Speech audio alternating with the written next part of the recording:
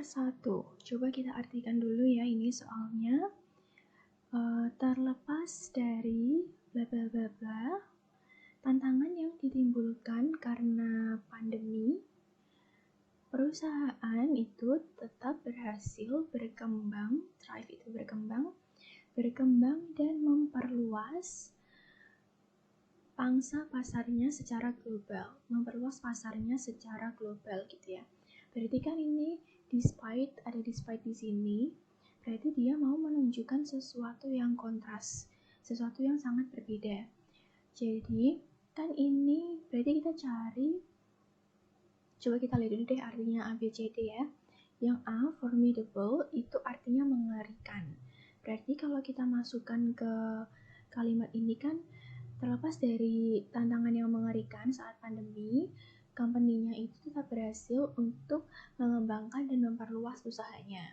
Berarti kan itu dua hal yang kontras kan, karena kalau misalnya ya, di pandemi itu kan kita banyak tantangan, banyak kesusahan.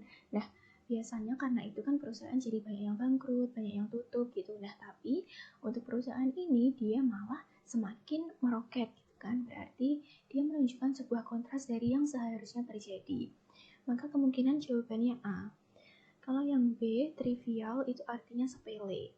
Trivial itu sepele, jadi nggak nyambung, kurang kalau dimasukkan ke kalimat ini kurang ya. Jadi meskipun terlepas dari kesulitan yang sepele, ya kalau kesulitannya sepele kan berarti kontrasnya harusnya, kalau sepele berarti kontrasnya harusnya dia bukannya semakin meroket tapi semakin menurun.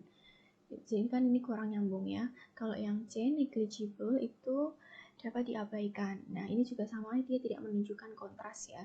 Karena kalau itu dapat diabaikan berarti harusnya kalau mau kontras, ketika ada kesusahan yang dapat diabaikan, tapi perusahaannya malah tetap turun terus.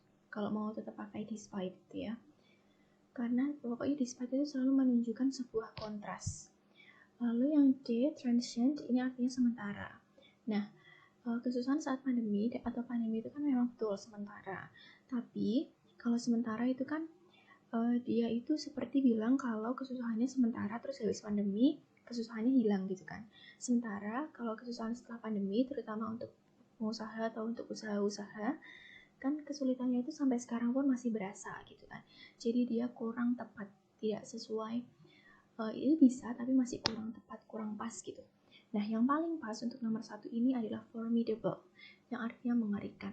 Jadi walaupun kesusahannya kayak ngeri, kayak susah banget, tapi itu perusahaannya tetap bisa bangkit, tetap bisa menaikkan, tetap bisa memperluas usahanya gitu. Maka nomor 1 jawabannya A.